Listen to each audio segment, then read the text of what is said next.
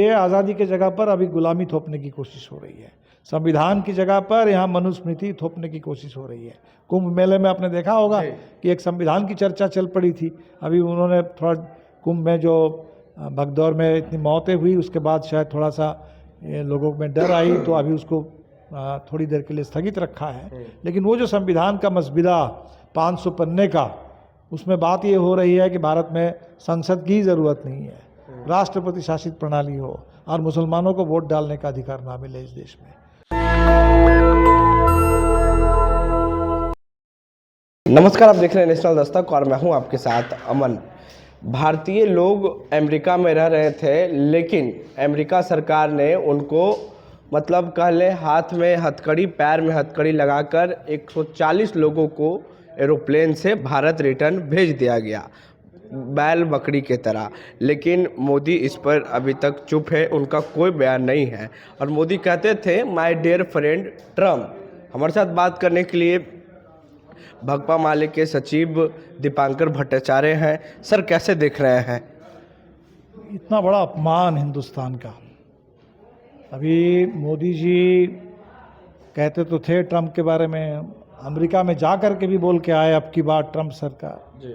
लेकिन ट्रम्प जब राष्ट्रपति बने तो उसके बाद उन्होंने सबसे पहली बैठक भारत के विदेश सचिव को बुला करके अमेरिकी विदेश सचिव, भारत के विदेश मंत्री दोनों के बीच में बैठक हुई। उस बैठक में 18,000 की लिस्ट थमा दी गई कि आपके, और ये 18,000 भी आप समझ लीजिए कि शुरुआत है। वो कह रहे हैं कि 7 लाख ऐसे लोग हैं हिंदुस्तान के जिनको अमेरिका के हिसाब से वो कहते हैं ये गैर कानूनी हैं। अब इन लोगों को जिस तरह से अमृतसर में भेजा गया है, आप सोच लीजिए कि ये अमेरिकी मिलिट्री एयरक्राफ्ट है। 40-40 घंटे लोगों के हाथ में हथकड़ी पैर में बेड़ी, और उनको 40 घंटे उस पूरे प्लेन में एक टॉयलेट है ना खाना। तो जिस तरह से लोगों को बिल्कुल एक स्लेव की तरह गुलाम बना करके उनको भेजा गया यहाँ, तो इससे बड़ा अपमान क्या होगा? अब इसको लेकर के आपको मैं एक उदाहरण दूं। अमेरिका के पीछे वहाँ पिछवाड़े में देश है कोलंबिया जी। 5 करोड़ 5.25 करोड़ उसकी आबादी है, छोटा सा मुल्क है जी। और उस देश के राष्ट्रपति, लेकिन उस देश का इतना स्वाभिमान है, उनको जब कहा गया कि अमेरिकी मिलिट्री एयरक्राफ्ट से भेजेंगे, उन्होंने कहा कि बिल्कुल नहीं, हमारे देश में हम किसी अमेरिकी सैन्य जहाज़ को उतरने नहीं देंगे। अगर आपको लगता है कि ये लोग आपके देश में गैर कानूनी हैं, मान्यता नहीं है, हम उनको वापस ले लेंगे, वो हमारे देश के नागरिक हैं, हम अपना विमान भेजेंगे, अपना विमान भेज करके उनको हम वापस लाएंगे। ये कोलंबिया ने करके दिखाया। हमारे देश में मोदी सरकार को ये हिम्मत नहीं हुई कहने की।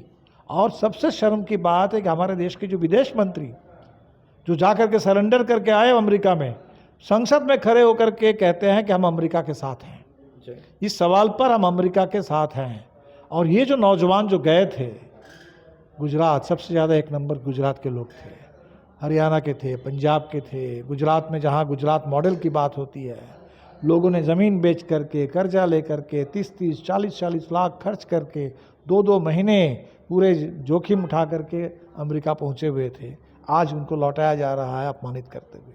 तो हमें लगता है कि भारत में न सिर्फ संविधान पर हमला हो रहा है, जो पूरे देश का स्वाभिमान है, देश की आज़ादी है, देश की पहचान है, उसको ये सरकार मिट्टी में मिला रही है। इसलिए ये तो आज़ादी के साथ अपमान है। ये तो पूरे अमेरिका के सामने, उस समय इनके पूर्वज जो है मोदी जी के, ये लोग करते थे, पूरे आरएसएस के लोग अंग्रेज़ों की मुखबिरी क्या करते थे। उस समय अंग्रेज़ों का जब राज चलता था, अंग्रेज़ों के साथ इनकी दोस्ती थी, और अब अमेरिका का दबदबा है, अमेरिका के सामने घुटने टेक रहे हैं। और इसीलिए बहुत शर्म की बात है। और हमें तो लगता है कि इस देश में फिर एक बार हमें आज़ादी के लिए लड़ना पड़ेगा।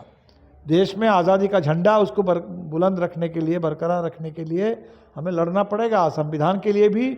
और इसीलिए हम तो बार बार कहते हैं कि आज़ादी से ही तो संविधान मिला था, तो संविधान पर हमला होगा तो आज़ादी पर भी हमला होगा। और अब साफ दिख रहा है कि हमारा स्वाभिमान वो भी आज मिट्टी में है, और संविधान के सारे मूल्य जो है उस पर हमले हो रहे हैं। लेकिन नरेंद्र मोदी तो अक्सर बोला करते थे माय डियर फ्रेंड्स ट्रम्प, लेकिन ये जो मोहब्बत है, देश की मोहब्बत, ये दिखी नहीं। बिल्कुल बिल्कुल। अभी मोदी जी जाने वाले हैं 12 तारीख को। 12 तारीख को जाएंगे और आप देखेंगे कि समझौता करके आएंगे। अभी जो बजट आया ट्रंप ने धमकी दी थी कि हम शुल्क लगा देंगे। जी। तो ट्रंप की धमकी सुन करके मोदी जी के बजट को ठीक से देखिएगा। अमेरिका से जो हम इंपोर्ट करते हैं, जो अमेरिका से इंपोर्ट करते हैं, उस इंपोर्ट पर जो ड्यूटी थी उसमें कटौती कर दी गई। जी। अमेरिका से इंपोर्ट को सस्ता कर दिया गया, और जबकि भारत के लोगों को वहाँ से घुसपैठी करार दे करके, हाथ में हाथकड़ी पैर में बेरी लगा करके उनको पूरे विमान में दास की तरह, स्लेव की तरह उनको देश में भेजा जा रहा है। और मोदी जी घुटने टेक रहे हैं और बस जा कर के वहाँ सरेंडर कर रहे हैं। आपने एक कोलंबिया का एग्जाम्पल दिया सर, आपने आधा अधूरा एग्जाम्पल दिया, मैं पूरा कर देता हूँ कि कोलंबिया जैसा एक देश, जब उनको पता चला कि अमेरिका हमारे लोगों को भेज रही है अपने एयरक्राफ्ट से, तो उन्होंने लैंड करने नहीं दिया, बिल्कुल अपना 2 VIP एरोप्लेन वो भेजा अमेरिका, और मतलब अच्छे से जो होता है रीति रिवाज के तहत अपने देश लौटाया। तो आखिर मोदी को, नरेंद्र मोदी जो प्राइम मिनिस्टर ऑफ इंडिया हैं, उनको इस तरह से सोचना चाहिए। आखिर अमेरिका गवर्नमेंट उनसे तो बात तो की होगी। मोदी जी को अमेरिका से ही मतलब है, भारत से मतलब नहीं है। जी। भारत के लोग, उनके पहचान, उनके सम्मान से मतलब नहीं है। अमेरिका में जा कर के बस ट्रंप का प्रचार करते हैं। तो इसीलिए मोदी जी की जो वफादारी है वो भारत की आज़ादी और भारत के संविधान से नहीं है। वफादारी सबसे पहले अमेरिका और ट्रंप के प्रति है, और इसीलिए वफादारी निभा रहे हैं। वफादारी निभा रहे हैं, यहाँ लफ्फाजी करते हैं, यहाँ बड़ी बड़ी बात करते हैं, और भारत के पूरे पहचान को, भारत के पूरे राष्ट्रहित को, यहाँ के जनता के स्वाभिमान को अमेरिका के सामने गिरवी रख रहे हैं। तो आखिर इस देश में चल क्या रहा है सर? बिल्कुल, ये आज़ादी के जगह पर अभी गुलामी थोपने की कोशिश हो रही है। संविधान की जगह पर यहाँ मनुस्मृति थोपने की कोशिश हो रही है। कुंभ मेले में आपने देखा होगा कि एक संविधान की चर्चा चल पड़ी थी।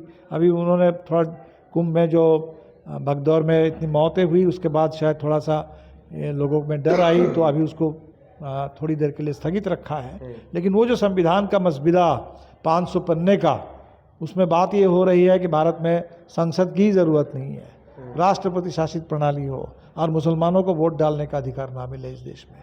तो बाबा साहब अम्बेडकर का संविधान जो सबको वोट डालने का अधिकार देता है, जो कहता है कि धर्म के आधार पर, जाति के आधार पर, भाषा के आधार पर हिंदुस्तान के नागरिकों के बीच में कोई भेदभाव नहीं होगा, ये भेदभाव लाने की कोशिश कर रहा है।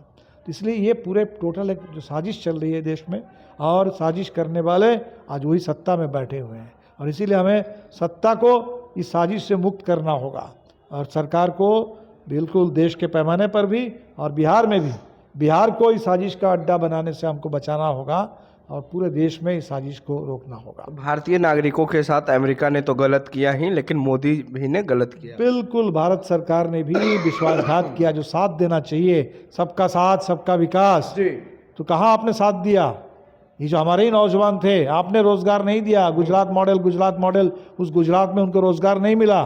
गुजरात में रोजगार नहीं मिला तो चले गए अमेरिका में, ये सोच करके चलो अमेरिका में जा करके कुछ दिन काम करेंगे, कुछ पैसा कमाएंगे, उससे यहाँ घर बनाएंगे और यहाँ हमारा ठीक से चलेगा। जनता माफ करेगी सर? बिल्कुल नहीं करेगी। इस देश की जनता जो इतने सालों से अंग्रेज़ों से लड़ करके देश को आज़ादी दिलाने का काम किया है, तो हम स्वाभिमानी हैं, हम आज़ाद ख्याल लोग हैं, आज़ादी पसंद लोग हैं। निश्चित तौर पर ये गुलामी जो भारतीय जनता पार्टी और आरएसएस की नीति हो सकती है, भारत के लोग वो आज़ादी के रास्ते पर चलने वाले लोग हैं, लोग माफ़ नहीं करेंगे। शुक्रिया सर बातचीत करने के लिए। तो ये दीपांकर भट्टाचार्य हैं, और इनका साफ कहना है कि जिस तरीके से भारतीय नागरिकों के साथ दुर्व्यवहार किया अमेरिका ने, ये गलत किया, और मोदी देखते रह गए।